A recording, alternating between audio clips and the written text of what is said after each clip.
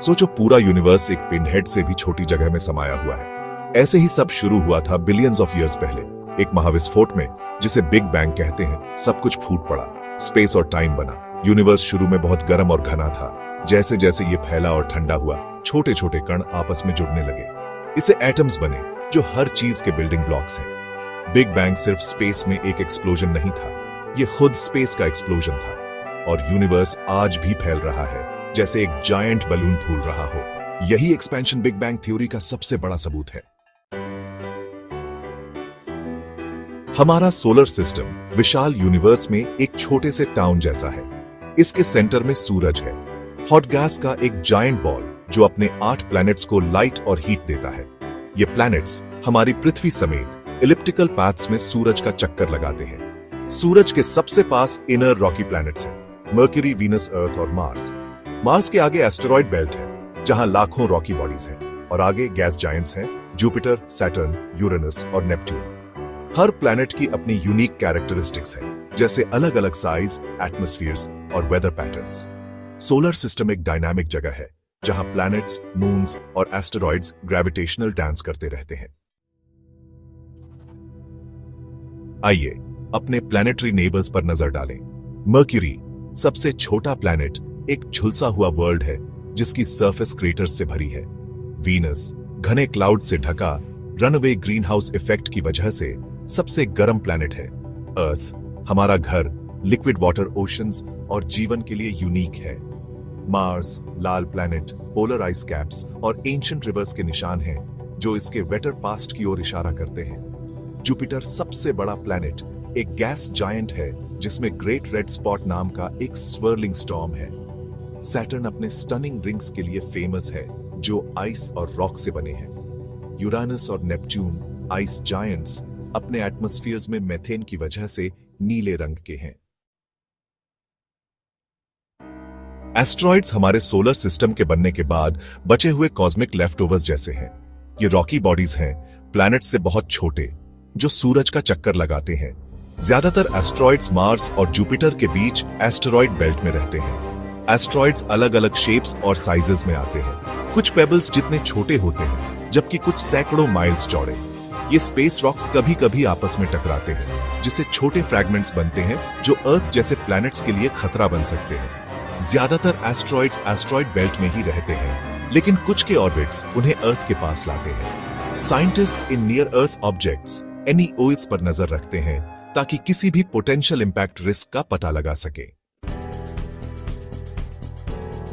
Section 5 the milky वे हमारी galactic घाट। अगर हमारा सोलर सिस्टम एक छोटा टाउन है तो मिल्की वे गैलेक्सी एक बस्टलिंग मेट्रोपोलिस है जहां हर तारे की अपनी कहानी है और हर ग्रह का अपना सफर। यह एक ऐसी जगह है जहां अनगिनत रहस्य छुपे हुए हैं जो हमें ब्रह्मांड की गहराइयों में ले जाते हैं, जिसमें बिलियंस ऑफ स्टार्स हैं। हमारा सूरज इन स्टार्स में से एक है जो मिल्की वे के स्पाइरल आर्म्स में से एक में स्थित है। हर तारा अपने आप में एक छोटा सा ब्रह्मांड है जहां ग्रह, चंद्रमा और अन्य खगोलीय पिंड घूमते हैं। यह सब मिलकर एक अद्भुत नजारा पेश करते हैं। मिल्की वे एक बारेट स्पाइरल गैलेक्सी है जो एक जायंट पिनव्हील जैसी है जिसके सेंटर में एक बुल्ज है और आर्म्स बाहर की ओर स्पाइरल करते हैं। ये इतना विशाल है कि लाइट को एक छोर से दूसरे छोर तक जाने में 1 लाख साल से ज्यादा लगते हैं। इसकी संरचना में कई रहस्यमयी तत्व शामिल हैं जो वैज्ञानिकों के लिए हमेशा से एक पहेली रहे हैं। हमारी गैलेक्सी सिर्फ स्टार्स से ही नहीं बल्कि गैस, डस्ट और रहस्यमयी डार्क मैटर से भी भरी है। यह डार्क मैटर एक अदृश्य तत्व है जो हमारी समझ से परे है, लेकिन इसका प्रभाव हर जगह महसूस किया जा सकता है। यह सब मिलकर मिल्की वे को एक जटिल और अद्भुत संरचना बनाते हैं।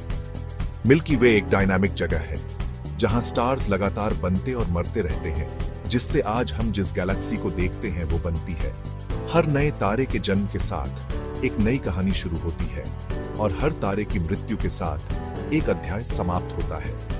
यह निरंतर परिवर्तन ही हमारी गैलेक्सी को जीवंत और रोमांचक बनाता है। सेक्शन 6 स्टेलर नर्सरीज स्टार्स का जन्म। स्टार्स गैस और डस्ट के विशाल क्लाउड्स में पैदा होते हैं जिन्हें नेबुलाए कहते हैं। ये नेबुलाए ब्रह्मांड के कुछ सबसे सुंदर और रहस्यमय स्थान होते हैं जहां नए सितारों का जन्म होता है। ग्रेविटी इन क्लाउड्स को एक साथ खींचती है, जिससे ये कोलैप्स होते हैं और गर्म होते हैं। ये प्रक्रिया लाखों सालों तक चल सकती है और इस दौरान गैस और डस्ट के छोटे छोटे कण एक साथ मिलते रहते हैं। जैसे जैसे टेम्परेचर और प्रेशर बढ़ते हैं, कोर में न्यूक्लियर फ्यूजन शुरू होता है और एक स्टार का जन्म होता है। ये फ्यूजन हाइड्रोजन एटम्स को हीलियम में बदलता है, जिससे इमेंस एनर्जी रिलीज होती है। स्टार्स लाखों, यहां तक कि अरबों सालों तक चमकते हैं, जो उनके कोर्स में न्यूक्लियर फ्यूजन से पावर्ड होते हैं। यह एनर्जी लाइट और हीट के रूप में बाहर निकलती है, जिससे स्टार्स चमकते हैं। स्टार का कलर और ब्राइटनेस उसके मास पर डिपेंड करता है। मैसिव स्टार्स ब्लू या व्हाइट होते हैं, जबकि छोटे स्टार्स रेड या येलो हो सकते हैं। मैसिव स्टार्स ज्यादा गर्म और ब्राइट होते हैं, लेकिन छोटे स्टार्स से कम समय तक जीवित रहते हैं। ये स्टार्स अपने फ्यूल को बहुत तेजी से कंज्यूम करते हैं। जब एक स्टार का फ्यूल खत्म हो जाता है, तो वो मर जाता है। यह प्रक्रिया बिलियंस ऑफ ईयर्स तक चल सकती है, डिपेंडिंग ऑन स्टार का साइज और मास। स्टार कैसे मरता है, यह उसके मास पर डिपेंड करता है। छोटे स्टार्स धीरे धीरे व्हाइट ड्वार्फ्स में बदल जाते हैं, जबकि मैसिव स्टार्स ड्रामेटिक सुपरनोवे में एक्सप्लोड होते हैं। कुछ स्टार्स रेड जायंट्स में एक्सपैंड होते हैं, जबकि कुछ सुपरनोवे के रूप में एक्सप्लोड होते हैं।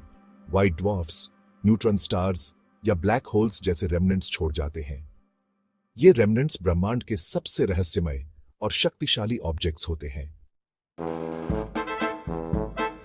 Section 7, black holes, cosmic vacuum cleaners. Black holes universe की सबसे फैसिनेटिंग और रहस्यमयी ऑब्जेक्ट्स में से हैं। ये स्पेस टाइम के ऐसे रीजन्स हैं जहां ग्रेविटी इतनी स्ट्रांग होती है कि कुछ भी, लाइट भी उनके पुल से बच नहीं सकता।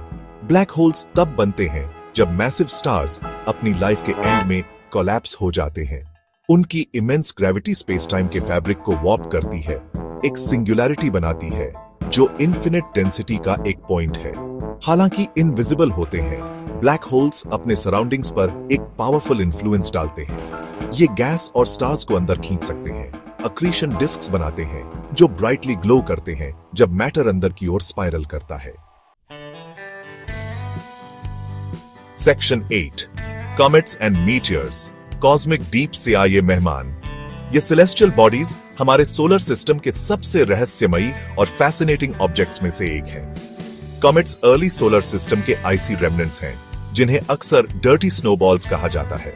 ये ऑब्जेक्ट्स प्राइमरीली आइस, डस्ट और फ्रोजन गैसेस से बने होते हैं, और जब ये सूरज के पास आते हैं तो इनकी सतह से गैसेस और डस्ट निकलने लगते हैं। ये हाईली इलिप्टिकल पाथ्स में सूरज का चक्कर लगाते हैं, और जैसे ही ये सूरज के पास आते हैं, उनकी आइस वेपोराइज हो जाती है, एक ग्लोइंग कोमा और टेल बनाती है। ये टेल, जो अक्सर मिलियंस ऑफ किलोमीटर्स लंबी हो सकती है, हमें नाइट स्काई में एक स्पेक्टेक्युलर व्यू देती है।